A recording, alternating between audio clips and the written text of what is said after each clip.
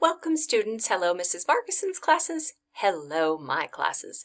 Students, the topic of this video is sexual harassment and sexual assault. Uncomfortable topics, but really, really important to know about so that if it happens to you or someone you know, you can help. So let's get started.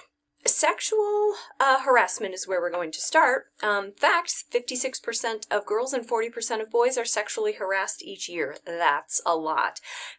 Sexual harassment can happen not just between boys and girls, but between girls and boys as well. And often we think of sexual harassment being a boy harassing a girl. Not always the case. It can go the other way as well.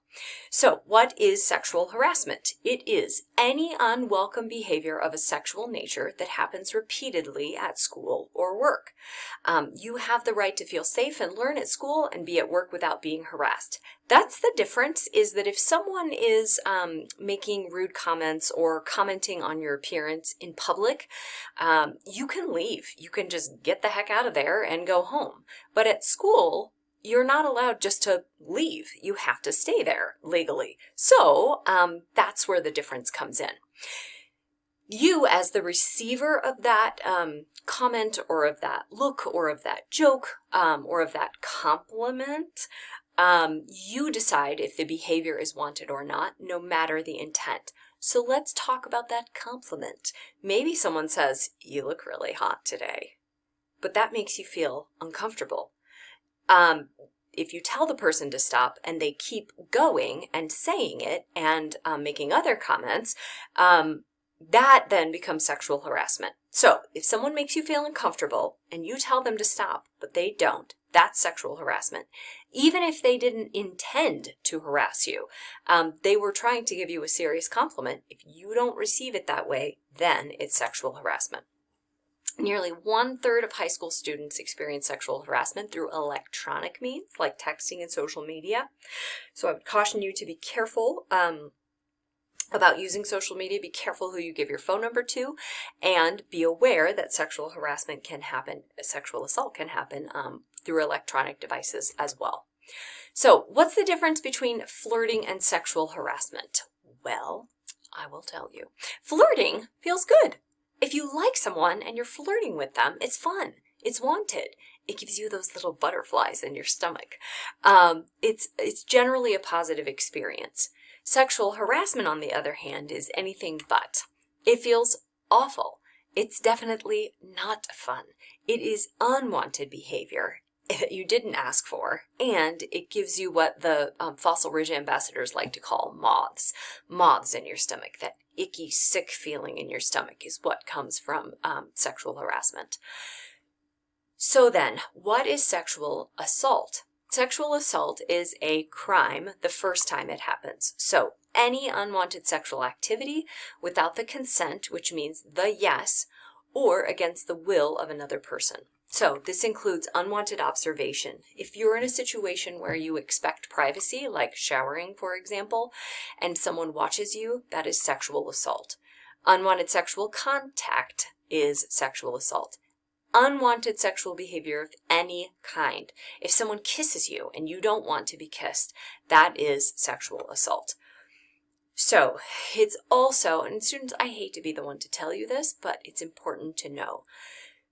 When someone in a position of trust, that's someone in charge of taking care of you or helping you as a youth, when someone uses that position of power to take advantage of your trust and involve you in sexual activity, that is not okay. That is sexual assault. Even if the minor thinks it's okay and says yes, it is not okay. So, some examples of people who are in a position of trust: if you think of adults who are in charge of taking care of you when your parents aren't there. So it might be someone like a coach. It might be a rabbi or a priest. It might be a leader of a group that you're in. Any adult who is someone that your parents and you trust to take care of you when your parents aren't around. I hate to say it, it can also be parents. It can also be older adults. Those people are also in a position of trust. Okie doke. Sexting. Also sexual assault. So sending or receiving nude photos is illegal for minors, even if the minors, that is the young people, agree that it's a good idea. It's against the law. It's illegal and it has lasting consequences. There may also be social consequences. So students, you know by now that anything that you put in text on a phone, you lose control of. So sexting is specifically sending pictures of parts of your body that would normally be covered by a bathing suit. It is illegal for minors. Don't do it. What happens if somebody sends one to you? Delete it immediately or take it as soon as possible to the school resource officer. So even on phones, when you delete things, the picture is still available. The police are able to go back into those phone records and find the picture. If you are at school, it is relatively easy to take it as soon as possible to the school resource officer. Under no circumstances should you save it. Should you forward it to someone, or should you post it? That means you are becoming involved in the sexual assault, and you can also be charged with a crime. You don't want that. All right. So Title IX is a federal law that protects you from being discriminated against on the basis of sex, gender, or your gender identity. What this means is that for no reason should someone be allowed to make sexual comments to you or to touch you in a sexual way for any reason, and you are protected. I'm going back to that slide. Title IX means that schools are responsible for investigating sexual assault and sexual harassment and putting an end to them. Mrs. Schmier is our Title IX coordinator at our school. However, you can tell any teacher, any trusted adult at school, if you are experiencing sexual assault or sexual harassment, and that teacher or trusted adult will know what to do in order to get it taken care of. All right. So briefly, what are the differences? Sexual assault is a crime from the moment it happens. You can't undo it. Sexual harassment, if someone says something or does something that makes you uncomfortable and you ask them to stop and they don't, then that becomes sexual harassment. If someone touches you sexually, that is automatically sexual assault. So that's another big difference between sexual harassment and sexual assault, is that harassment should not involve touching in a sexual way. Sexual harassment could be one of my colleagues putting their arm around me and it makes me uncomfortable. And I say, please take your arm. Oh, that makes me uncomfortable. And if they say, oh, lighten up, I'm just being friendly, and they don't stop, then that becomes sexual harassment. Whereas if someone touches me sexually in that moment, that is sexual assault. Not okay. All right. What is consent? We are going to talk more about consent in an in-person lesson later, but ever so briefly now, consent is Colorado law, which is pretty cool. It's not law in every state. Consent is two people agreeing to do the same thing at the same time in the same way with each other. You could consent to play Monopoly with someone. Hey, do you want to play Monopoly? Yeah, thanks. That sounds like fun. That's consent. It's like a stoplight. Just because someone says they want to play Monopoly today does not mean that they're going to want to play Monopoly with you tomorrow or the next day or the next day. So it's just like a stoplight. Every light that you come to, in terms, or every decision that you come to in terms of sex or sexual activity requires consent. And just because you went through a green light before, someone said yes before, does not mean that they feel the same way now. Okie doke. Consent is an active choice. Each time sexual activity is taking place, it should be a conversation. Consent is only possible when there's equal power in a little stick person relationship. So if consent comes because you're scared to say no, or if consent comes because someone has something that they will give you if you say yes, that is not okay. All right, consent is when both people feel free to act, say no, or leave if they want. Okay. And you have the right to change your mind and stop sexual behavior at any moment.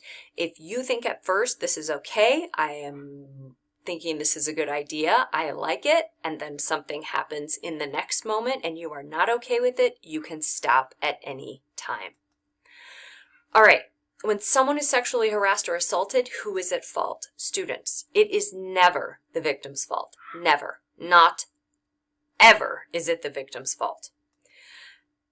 All right, as we go through this unit, I want you to be thinking about what are your boundaries.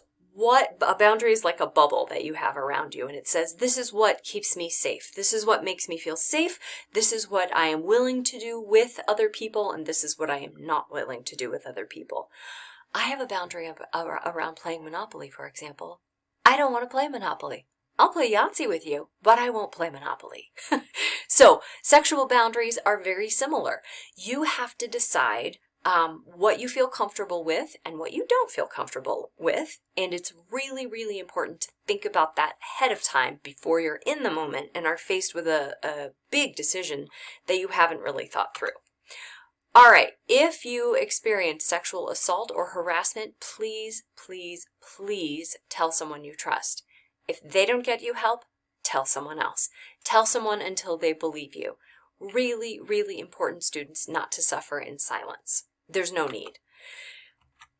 Only about 9% of people report sexual harassment or assault. I predict that this number is going to increase because of the hashtag #MeToo movement. Women especially are speaking out more. But students, if no one knows it's happening to you, no one is going to be able to help. If you don't tell me or Mrs. Margison that you have a concern, we're not going to know. So tell an adult that you trust, get help if it happens to you. It is never the victim's fault. It is never the victim's fault. The victim often feels guilty, but again, it is never the victim's fault. All right, please don't blame yourself. And if someone tells you that they have been sexually assaulted or harassed, or you observe it, you can be an upstander and an agent of change. Let's minimize those numbers of boys and girls that experience sexual assault and harassment each year. Listen to the person who tells you. Very few people lie about sexual harassment or assault. Believe what they say. Don't blame them. Don't say, well, what were you wearing? Well, what did you say? Well, did you want it? Don't ask questions like that. Believe what they say and then support them in getting the help that they need. Go with them to an adult that you can talk to. Support them in that way. All right. If you have questions, do write Ms. Margison or myself an email, or you could also send it to a private chat in Teams, or you can leave it in the box of anonymous questions in our classrooms. All right then. Thanks, students. Not a great topic, but so important. And now you know more than you did 13 minutes and 4 seconds ago.